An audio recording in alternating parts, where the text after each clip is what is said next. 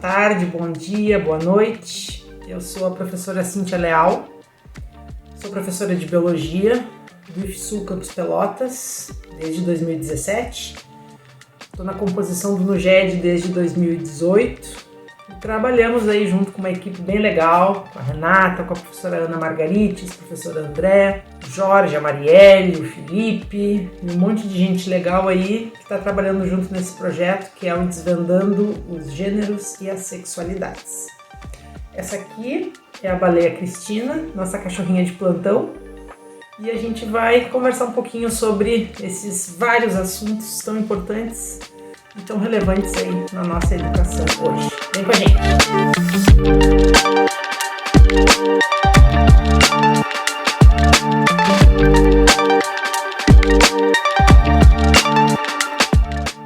Falando sobre gênero então, pessoal, nós seres humanos não somos simplesmente a realidade biológica dos nossos corpos. Somos seres profundamente sociais, feitos de linguagens, de discursos, de verdades e de mentiras. A gente se constitui nas relações uns com os outros, dentro da nossa cultura, da história e da sociedade em que nascemos. Vamos pensar, por exemplo, naquilo que a gente entende por ser homem e ser mulher. Será que ser homem no século XIX era a mesma coisa que é hoje? Será que ser mulher é a mesma coisa em qualquer lugar do mundo? Será que existem profissões que são coisa de mulher, enquanto outras são, aspas, coisa de homem? Pensando nessas perguntas, a gente precisa começar a conversar sobre as relações que existem entre o sexo biológico, que foi o tema do nosso vídeo anterior, e o gênero, que a gente vai discutir agora. Para começar a conversa, vamos de conceito. Gênero é uma categoria social, cultural, histórica e política que faz parte da nossa construção enquanto seres humanos. E reparem bem nessa palavra, construção. Ela é super importante porque muita gente acha que o gênero é predefinido, que nascemos com ele pronto, enquanto na verdade ele é construído quando nos relacionamos com outros seres humanos também generificados. Mas vamos com calma, que isso aí dá um rolê longo. Para começar, a gente precisa entender como que surgiu o conceito de gênero. Porque o gênero não existiu em todos os momentos da história.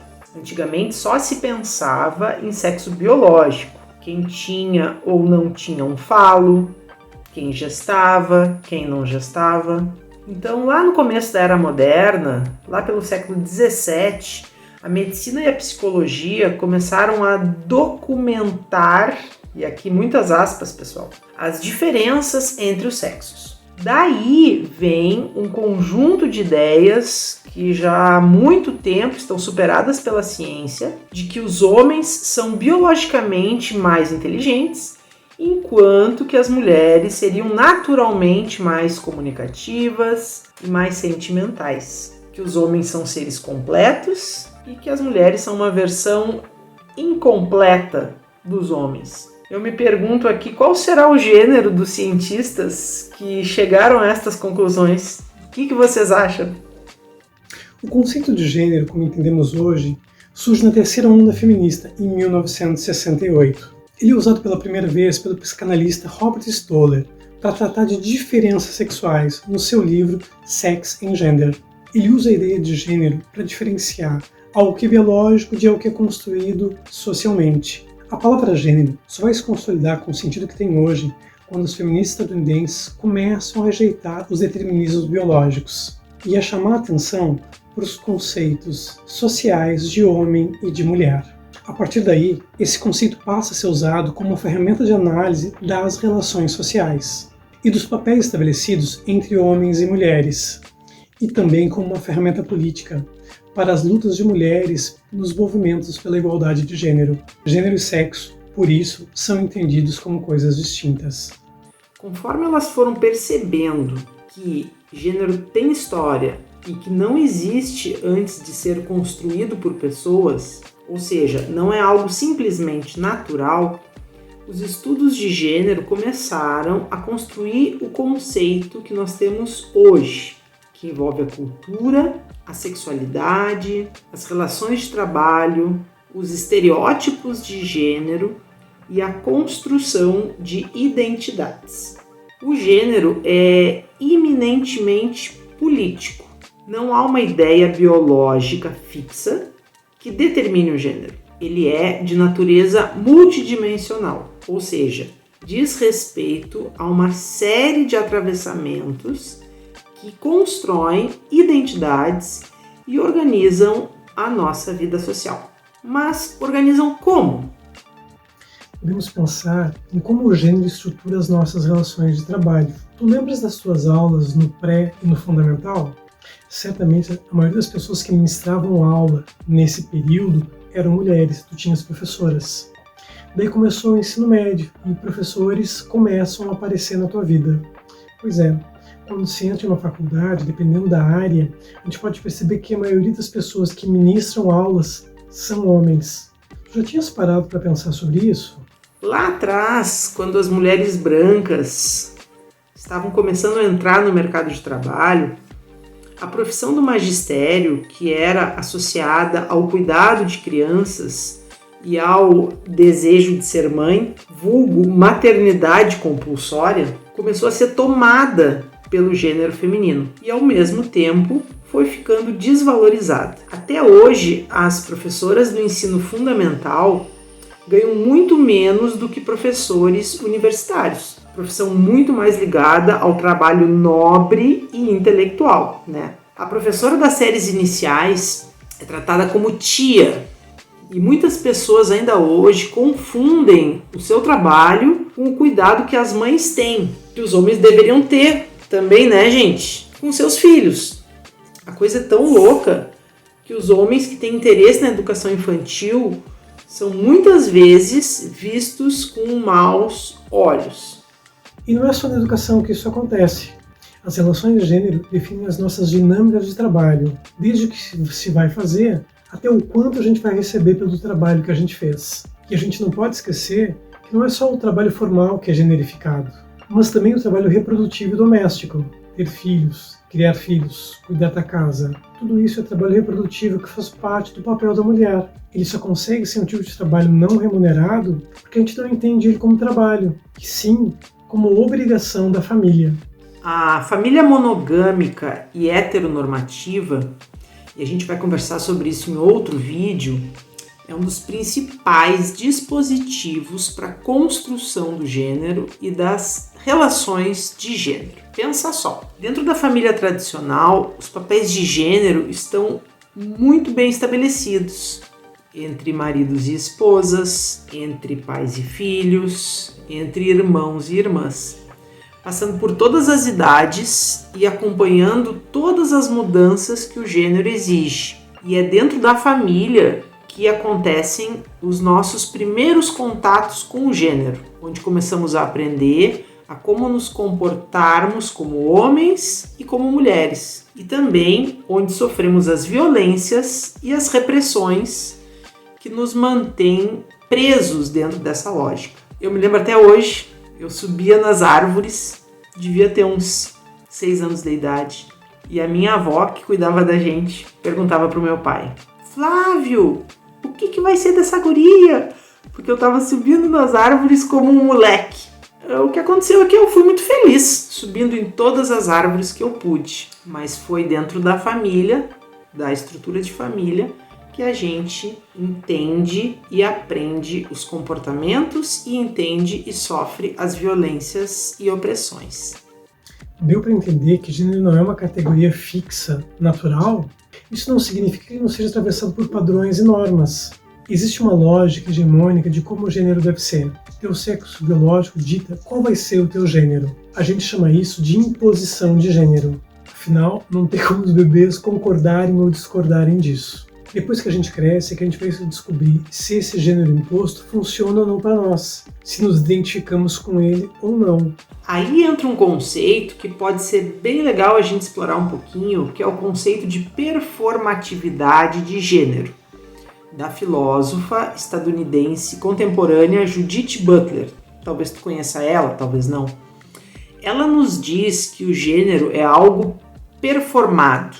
Mas atenção, ela não está falando de performance num sentido teatral, como se a gente conseguisse escolher um gênero como se fosse um personagem e sair interpretando ele por aí.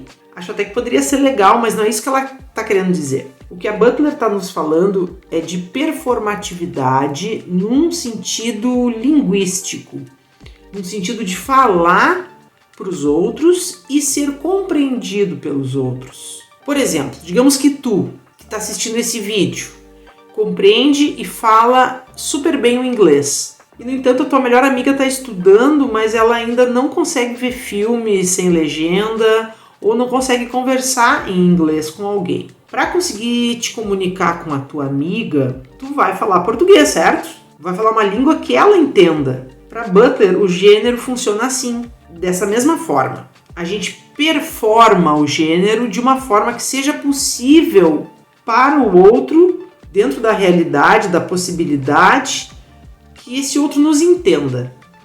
Aí tem um detalhe super interessante sobre esse conceito. O jeito que é possível performar um determinado gênero. Ou seja, o jeito que é possível para mim, por exemplo, agir de forma que as pessoas me entendam como uma mulher. Vai mudando aos pouquinhos ao longo da história. Alguns comportamentos vão se tornando mais ou menos aceitáveis para um gênero ou outro. E esses vão desde o uso de roupas e acessórios, até o jeito de caminhar e campos de atuação profissional. A maneira como performamos nosso gênero também tem a ver com a nossa sexualidade e com os ambientes onde estamos. E ainda nem falamos sobre outras formas de performar o gênero, que não cabem nas caixinhas binárias às quais estamos acostumados. As pessoas que se identificam com o gênero imposto são chamadas de cisgêneras, ou seja, homens e mulheres que estão de acordo com o gênero que receberam, baseado no seu sexo biológico. Mas não é todo mundo que é assim. Tem gente que depois que cresce, descobre que essa imposição não tem nada a ver com a maneira com que elas se identificam. As pessoas que não se identificam com o gênero imposto são chamadas de transgênero. Elas podem ser pessoas trans binárias, homens e mulheres que, por não se identificarem com a imposição que receberam, se identificam com o gênero oposto e fazem uma transição de acordo com as suas necessidades. Ou então podem ser pessoas trans não binárias, pessoas que não se identificam nem como homem, nem como mulher. Tal qual como a gente entende essas categorias, mas sim como algo diferente. Dentro desse tema guarda-chuva, que é a não-binariedade, existem muitas formas de viver o gênero. Já foram nomeados muitos gêneros que não existem em estudos formais. Não encontramos em livros, mas em experiências e relatos de pessoas que nomeiam o seu próprio gênero. Independente do que nós pensamos sobre essas categorias de identidade, elas são úteis para a gente pensar como é limitante pensar o mundo sob uma categoria binária de gênero, não é? Tem pessoas, por exemplo, que se identificam com mais de um gênero ao mesmo tempo. As pessoas chamadas bigênero. Segundo relatos, elas podem se identificar ao mesmo tempo com o gênero homem e com o gênero mulher, como alguns indígenas norte-americanos, os Two-Spirits, ou apenas com um dos gêneros binários e algum outro gênero. Existem relatos também de que tem uma galera que não se identifica com gênero nenhum. São as pessoas agênero. Mas relaxa aí. Ser agênero não significa ter que usar cinza o tempo inteiro para parecer neutro. Nada disso. Ou ainda, algumas pessoas que não se identificam com o mesmo gênero o tempo todo. Seriam as pessoas de gênero fluido. E sobre essa identificação de gênero, encontramos na literatura um relato bem legal no livro que se chama Todos, Nenhum, Simplesmente Humano. E a identificação das pessoas de gênero fluido pode variar entre 2 ou mais gêneros, binários ou não, das mais diferentes formas. De uma semana para outra, de um dia para o outro, dependendo de com quem essas pessoas estão no momento, dependendo do momento que elas estão. Então isso vai variar de pessoa para pessoa, de tempo para tempo. Existem também algumas identidades de gênero que são culturais e locais. Só existem dentro da cultura de um determinado lugar do mundo. Aqui no Brasil, como no resto da América Latina, por exemplo, a gente pode pensar na palavra travesti. Pessoas que se identificam com o gênero travesti, que é um gênero feminino, devem ser tratadas por ela. Só existem nos países da América Latina, principalmente aqui no Brasil. Não são nem homens, nem mulheres, são as travestis. Então, o que tu achaste dessas informações? Deu para rever alguma coisa? Deu para aprender algo novo? No nosso próximo vídeo, a gente vai conversar sobre sexualidade. Não perde, hein? Gostou do vídeo de hoje? Quer se aprofundar no tema? Então nós temos 4 dicas de livro para indicar para você. O primeiro se chama Diferentes, Não Desiguais, da Beatriz Lins, do Bernardo Machado e da Michelle Scoura. Uma outra dica é O Clube da Luta Feminista, um manual de sobrevivência para um ambiente de trabalho machista, da Jessica Bennett. Bem legal esse livro. Outro livro importante, né, é da Judith Butler, chama-se Corpos que Importam. E o último, um baita livro também da Rowan Connell e da Rebecca Pierce, que se chama Gênero, uma perspectiva global.